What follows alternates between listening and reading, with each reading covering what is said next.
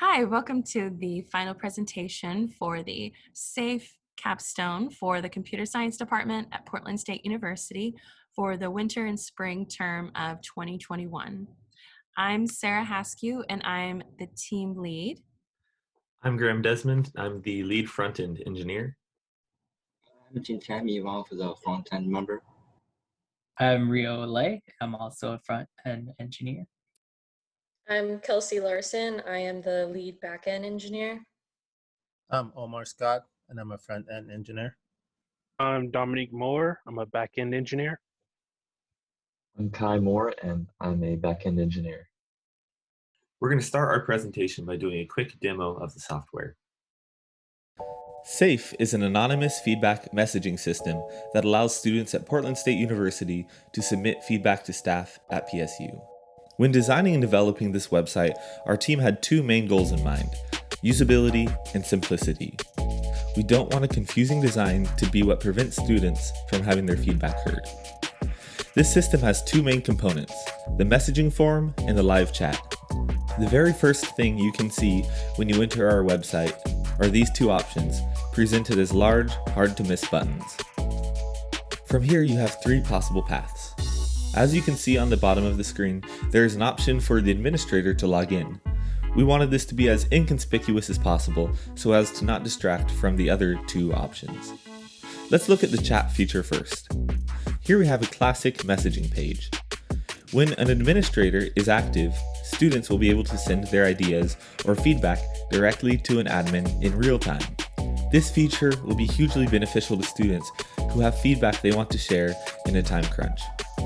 Once the chat is finished, you can simply click the End Chat button to be directed to the finished feedback page, where you will get a thank you message in addition to a confirmation that everything you shared is completely anonymous. That's it. That's the end of the live chat route. It only takes a few minutes to contact staff, and there are no unnecessary complications to take up more of your time. That's one of the beauties of this website. Next, let's look at the anonymous message feature. This route, much like the last one, is super easy to use. There is only one required form on this page. You have the option to add a subject or your email for a response, but they are completely optional. If you would like a response, you would enter your email, but it would not be shared with anyone.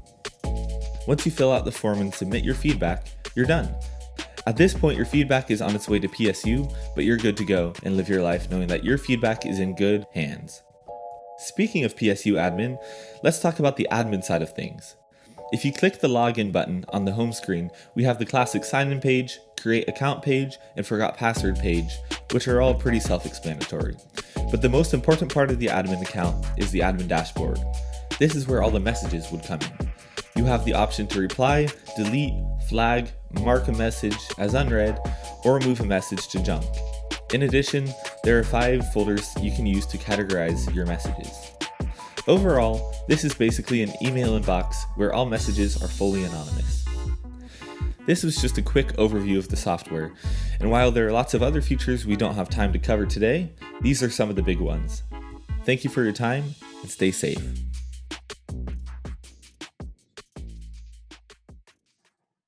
SAFE is a web application that allows computer science students at Portland State University to anonymously submit feedback to the computer science department.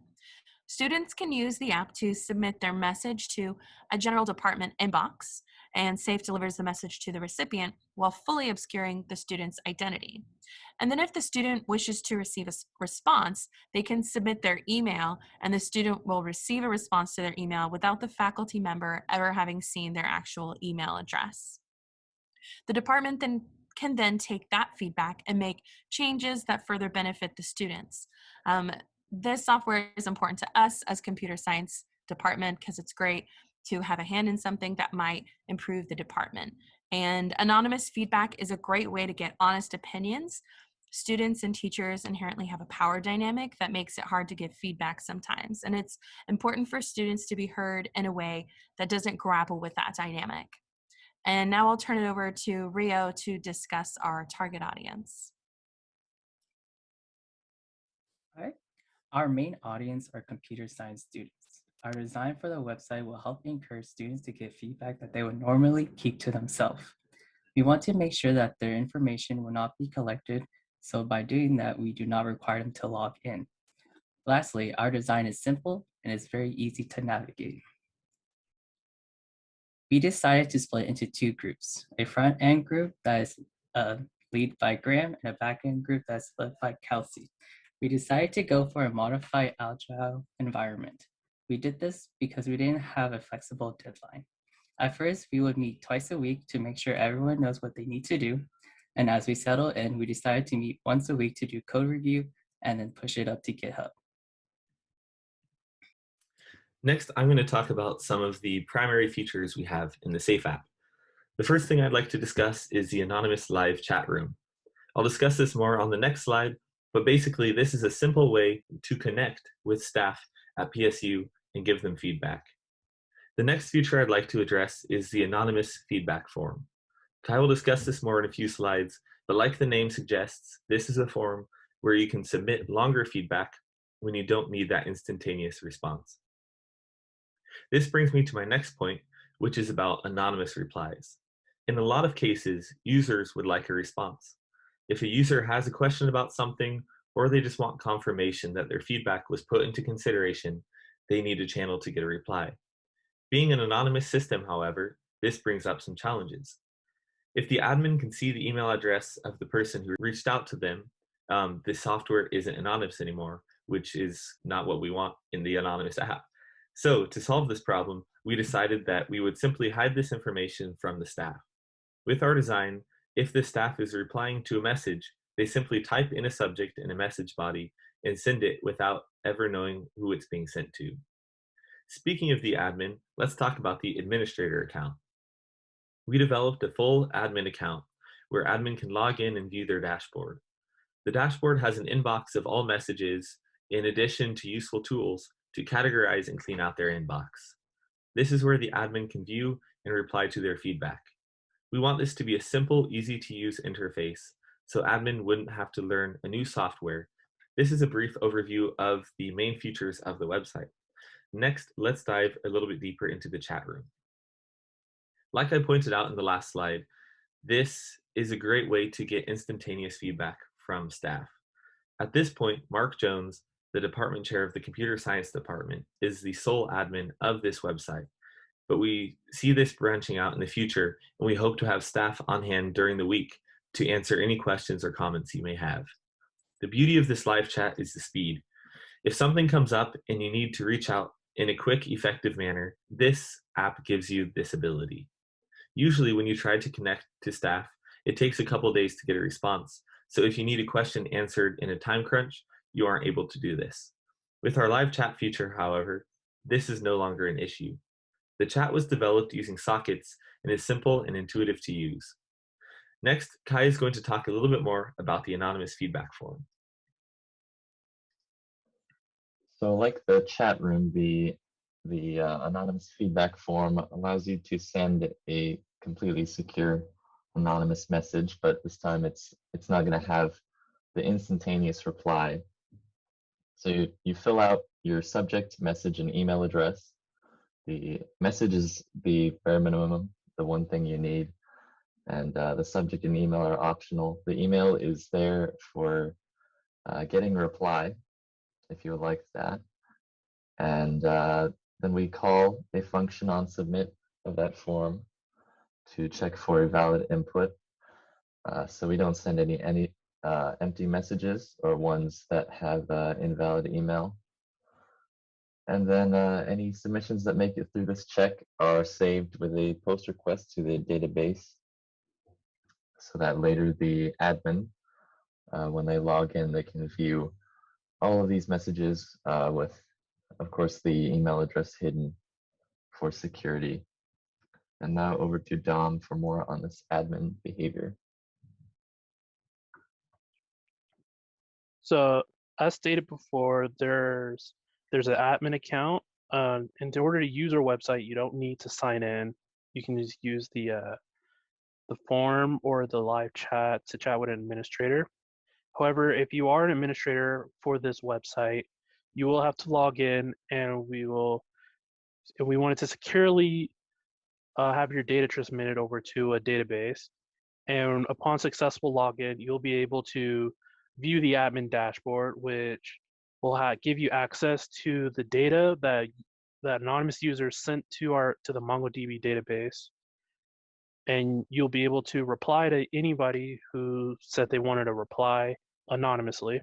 We also want login to be easier.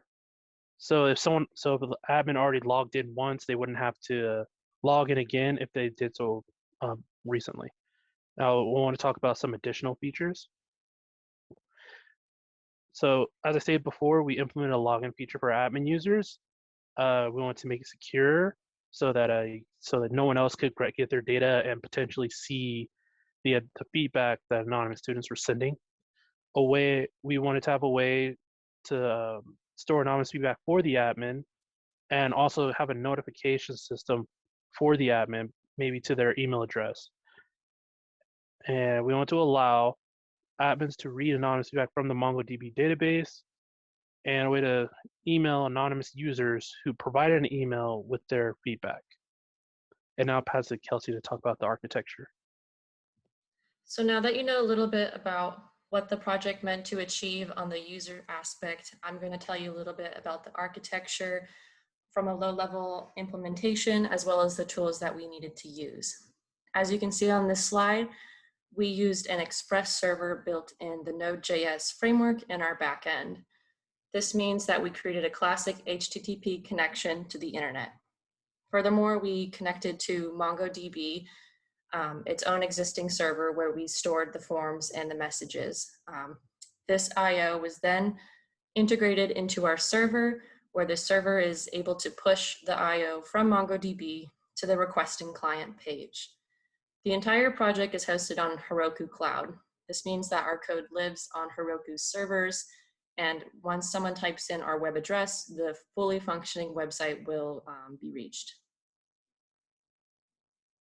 So like I mentioned, some tools we use is the Node.js framework, Heroku to host our website, and also we used Socket.io library to implement our chat room. This streamlined IO between the front end and the back end so that we didn't have to pollute the code base with post requests and headers that were lengthy and didn't fulfill the functions. Furthermore, we used a MongoDB database, which Kai had mentioned, and we integrated that into our server. And on our front end, we used vanilla JavaScript, HTML, and CSS. This means that we worked without a front end framework, and Omar will explain more of that later in the presentation. Lastly, we used GitHub for version control, and Sarah facilitated tasks and assigned tasks through 2-week agile sprints. This also allowed each student to work on their own branch and their own version and perfect it before we merged into a main code base. And now I'm going to talk about responsibilities. So for the most part, we had split the team into front end and back end, and everyone had designed a component of the website, whether it was their own page in the front end or the implementation and integration of retrieving things from said page in the back end. There was a little bit of crossover such that if somebody on either side needed help creating a component, then team members could research and help implement regardless of their assigned tasks. And now I'm going to hand over the presentation to Jinqian. I'm going to talk about the future implementation of our app. First of all, if we have more tabs, we will use more frameworks, not just JavaScript and HTML like React. It will be better to connect the front end and the back end. Also, we plan to create a thing for the chat room, enabling interaction between admin and one student only. Like when we use Zoom meeting, we can create a breakout room for the one student and admin. In addition, in case of the site abuse, we plan to save information on client address and in encrypted form so that the admin is onward. Lastly, if possible, we want to add a voice assistant for some special students like Amazon Alex and Apple Siri. The students do not need to type everything. All they need to do is just have a conversation with the voice assistant. About our sponsor for this project is the PSU Computer Science Department chair. Like before, the computer science department used a third-party app. Students were able to provide anonymous comment and suggestion, and those feedback could be read by the chair or by individual instructor without identifying the sender. But the external survey went away, so a need method is needed. That's why we worked for this app.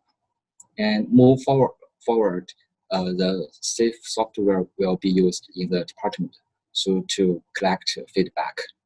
Also, the software will be managed by an appointed admin to facilitate real-time accept, such as the chat. And the next, Omar will talk about more. While doing this project, we came across some unexpected events, such as building the website without a framework, such as React, the admin dashboard needing more functionality than expected, some database issues, such as integrating the front-end dashboard to the database without a framework was difficult because Vanilla.js does not have the tools for dynamic DOM to work. These issues led to the backend issues taking longer than expected to resolve. Chat was a much more involved process than we originally assumed because we decided to add a live chat feature. One such difficulty was creating private chat rooms. Another unexpected event was the time it took learning about Socket IO library. Lesson learned. Frameworks, and libraries are extremely valuable. We realized that we need to use frameworks because you save so much time that you can't afford not to use them. We initially considered development with React, but instead we decided to go with vanilla JavaScript, considering the fact only one person on our team had front-end development experience. It was a huge implementation limitation. Frameworks like React are very valuable. Flexibility with application design and time. Not being flexible with time was a very important lesson learned in the cases from the unexpected features where we ran in database issues which required more time for the backend team. Maybe using a framework like React would have made the front-end development process more trouble-free. And that has been our presentation for safe software for the Portland State University Computer Science Department Capstone for the Winter/Spring 2021. Thanks for watching.